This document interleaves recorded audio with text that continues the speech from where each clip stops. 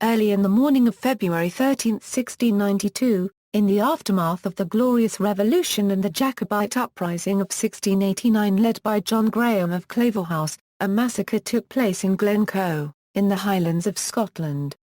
This incident is referred to as the Massacre of Glencoe, or in Scottish Gaelic Mort Comhann.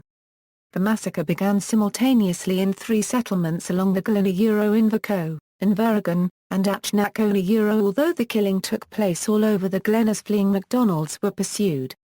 38 MacDonalds from the Clan MacDonald of Glencoe were killed by the guests who had accepted their hospitality, on the grounds that the MacDonalds had not been prompt in pledging allegiance to the new monarchs, William and Mary. Another 40 women and children died of exposure after their homes were burned. Background: in 1688, William, Prince of Orange accepted an invitation to take the throne of England, glad to enlist English help in his wars with France. The Scottish Parliament was more cautious and requested letters from him and James VII. James's response displeased the Scots, and persuaded them to accept William as their king. In response, John Graham, 1st Viscount of Dundee, led a force of Scottish Highlanders in Jacobite uprisings in an attempt to return the throne to James.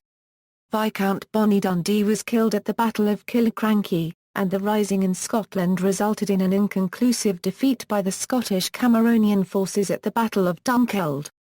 On their way home from this battle the Massacres of Glencoe, together with their Glengarry cousins, looted the lands of Robert Campbell of Ghlinne and stole his livestock, increasing his problems with gambling debts and forcing him to take an army commission to provide for his family. In his subsequent appeal for compensation, Campbell showed he clearly believed the Glengarry men to be the more culpable, making no mention of Glencoe. The Scottish Jacobites were heavily defeated at the Hawes of Cromdale on May 1, 1690, and James was defeated on July 1, 1690 at the Battle of the Boyne in Ireland. Oath of allegiance to William. On August 27, 1691, William offered all Highland clans a pardon for their part in the Jacobite uprising, as long as they took an oath of allegiance before January 1, 1692 in front of a magistrate. He also threatened them with reprisals if they did not sign. The Highland chiefs sent word to James, now in exile in France, asking for his permission to take the oath. James dithered over his decision, convinced that he was close to returning to Britain to reclaim his throne. When it became apparent that this was not going to happen before the deadline, James sent orders back to Scotland authorising the chiefs to take the oath. This message reached its recipients in mid-December, in difficult winter conditions, only a few weeks before the deadline. A few managed to comply promptly but others did not, including Alistair MacLean, 12th Chief of Glencoe, who waited until the last day before setting out to take the oath. On December 31, 1691 Moran travelled to Fort William to ask the governor, Colonel Hill, to administer the required oath, but Hill demurred on the grounds that he was not authorised to receive it. He instructed Moran to proceed quickly to Inverrigan to make his oath before Sir Colin Campbell, Sheriff of Argyll.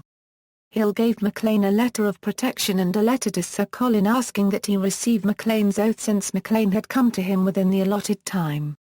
Hill also reassured Moran that no action would be taken against him without him having the opportunity to make his case before the king or the king's Privy Council. It took MacLean 3 days to reach Inverrigan, partly due to winter weather, partly due to his being detained for a day at Barcaldine Castle by the 1st Company of the Earl of Argyll's regiment of foot, at the command of Captain Drummond, as a ruse to delay him. On arrival at Inverrigan, he then had to wait 3 days for the arrival of Sir Colin, who was spending the new year with his family across the waters of Loch Fyne. Upon his return, Sir Colin reluctantly accepted MacLean's oath. MacLean had satisfied the spirit of the oath, and was confident there would be no action against him or his people. However, he reckoned without the Secretary of State over Scotland and Lord Advocate, John Dalrymple, Master of Stair. Dalrymple was a lowlander who disliked the Highlanders and thought their way of life was a hindrance to Scotland, which he thought would be better served in union with England. According to Macaulay, John Campbell, 1st Earl of Breadalbane and Holland, a senior member of the Campbell clan, saw an opportunity for revenge in the fact that MacLean had been late in taking the oath of allegiance. While in London, Bread Alban along with his cousin Archibald Campbell, 10th Earl of Argyll, found a willing accomplice in the form of the Master of Stair. The Master of Stair was disappointed in the fact that the Jacobite clan leaders had taken the oath of allegiance. He had been hoping that they would have declined, so as to give him the opportunity to execute a plan which he had already drawn up in December to break the clan's system. MacLean unregistered trademark S certificate was deemed to be irregular and the Master of Stair persuaded King William in London to sign an order to extirpate the MacDonalds of Glencoe. Stair persuaded King William that the order was designed to root out a den of thieves in the valley of Glencoe. The order was then passed on to Sir Thomas Livingston, commander of the forces in Scotland. The massacre, in late January or early February 1692, the 1st and 2nd Companies of the Earl of Argyll's Regiment of Foot, which consisted of approximately 120 men under the command of Captain Robert Campbell of Ghlinne, were billeted on the MacDonalds in Glencoe, who received them in the hospitable tradition of the Highlands. Most of the regiment was recruited from the Argyll estates but only a minority actually bore the Campbell name. Others, including many of the officers, came from the lowlands. Captain Campbell was related by marriage to old Marion himself and so it was natural that he should be billeted at the chief's own house. Each morning for about 2 weeks, Captain Campbell visited the home of Alexander MacDonald, Marion's youngest son, who was married to Campbell's niece, the sister of Rob Roy MacGregor. At this stage, it is not clear that Campbell knew the nature of their mission. Ostensibly they were there to collect the cess tax, instituted by the Scots Parliament in 1690.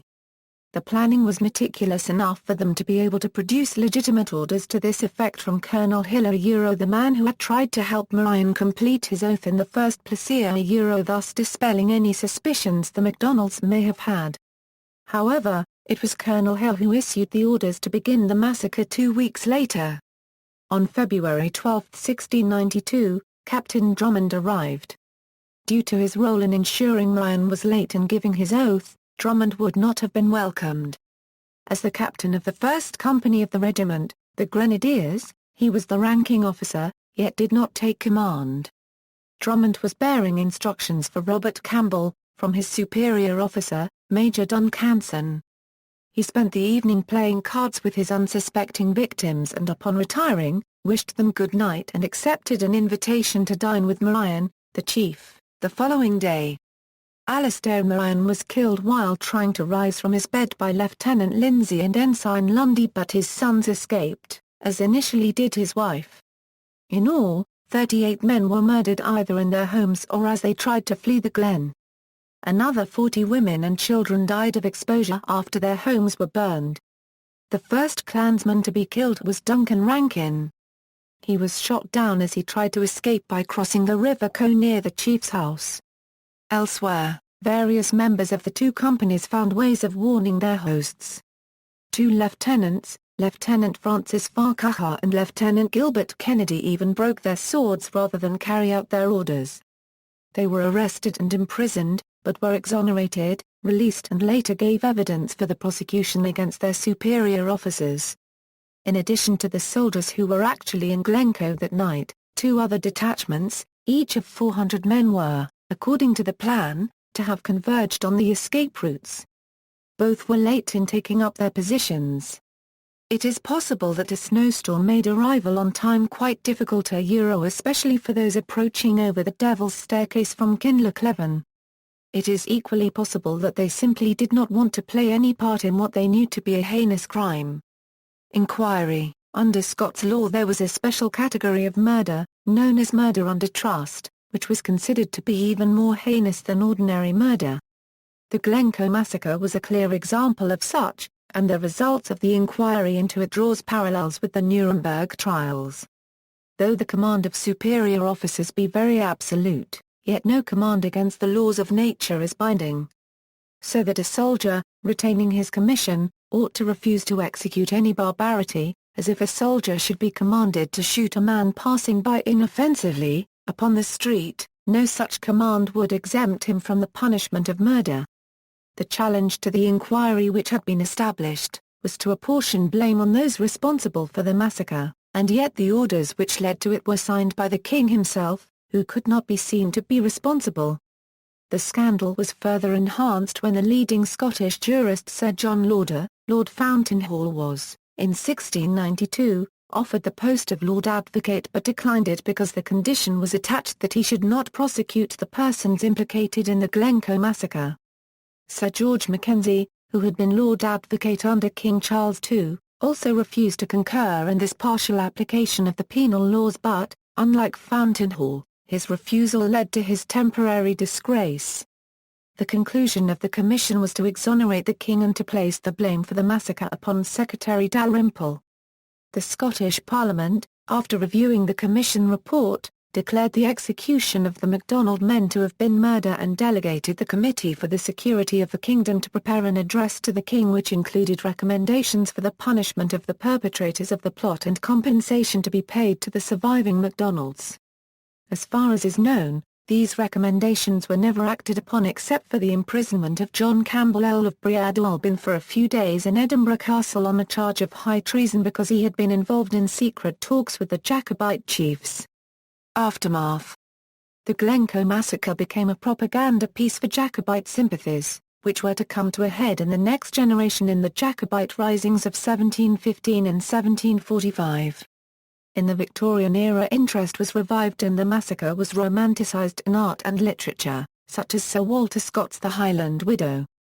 More recently Glencoe was the subject of Eric Linklater's 1957 story The Masks of Purpose, and David Clement Davis's Firebringer, in which the region is called the Valley of Weeping. The massacre is also the subject of Susan Fletcher's novel Carrack. Due to the involvement of Argyll's regiment under Glen Lyon's command, the massacre was regarded by many not as a government action, but as a consequence of the ancient MacDonald-Campbell rivalry. Memory of this massacre has been kept alive by continued ill-feeling between MacDonalds and Campbells. Since the late 20th century the Clutch Inn, a hotel and pub in Glencoe popular with climbers, has had a sign on its door saying no hawkers or Campbells, although it has been said that this is probably more for the amusement of tourists than from any lasting sense of revenge. In 1883 MacDonald of Aberdeen sculpted the Upper Carnock Memorial to the massacre, a tapering Celtic cross on a cairn which stands at the eastern end of Glencoe village, which was formerly known as Carnock. Each year, on February 13, the Clandonald Society of Edinburgh arranges an annual wreath-laying ceremony at the memorial to the Massacre of Glencoe. Clansmen from Clandonald, from across the world, attend the ceremony, along with local people. The ceremony originated in 1930 when the late Miss Mary Rankin, Teo Euro unregistered trademark PHUIRT, Glencoe, decided that a wreath should be laid annually on the monument. Miss Rankin, who supplied the wreath up to the time of her death in 1944, commissioned the late Mr. Angus MacDonald to lay it on her behalf. On Mr. MacDonald Euro unregistered trademark's death in 1936, his second son Robert took over the duty, the wreath being supplied after Miss Rankin's death by Roberta Euro unregistered trademark's sister, Miss Annie MacDonald. General Stewart of Garth, in a footnote, relates that Prince Charles Edward Stuart was anxious to save the house and property of Lord Stair at Kirkliston during the A Euro unregistered trademark 45 rising. He proposed to march the Glencoe men some distance from the scene lest they take revenge on the part played by his grandfather when ordered by William III to extirpate their clan. But, when the proposal was communicated to the Glencoe men they declared that, if that were the case, they must return home. If they were considered so dishonourable as to take revenge on an innocent man, they were not fit to remain with honourable men, nor to support an honourable cause. It was not without much explanation, and great persuasion, that they were prevented from marching away the following morning. For several decades, the Scottish Republican Socialist movement have held a commemoration on the Sunday closest to the anniversary which is often attended by members of other groups including Silnan Gaedhil, Naofa Diles etc. In literature, the T.S. Eliot poem Rannoch, by Glencoe refers to the event, as does the modern ballad by Jim MacLean with the refrain, "Cruel is the snow that sweeps Glencoe and covers the graves o' Donald." See also, List of massacres in the United Kingdom, Betrayal of Clan Abuid, a similar incident in Ireland, references. External links, Glencoe massacre on In Our Time at the BBC. History Massacre of Glencoe 1692 BBC, brief account of the massacre. Macaulay's History of England, Chapter 18 includes a well-written and moderately detailed account of the massacre in its political context, with footnotes to original source documents. Glen Coe massacre detailed account of the events leading up to the massacre and the massacre itself. The Massacre of Glencoe very detailed account of the plot and massacre. Medieval Scottish calendar and holidays discussion of the need for care in discussing historical dates as they apply in Scotland, due to change of New Year in 1600 and general adoption of Gregorian calendar. The Vale of Glencoe radio episode from the series Quiet, Please.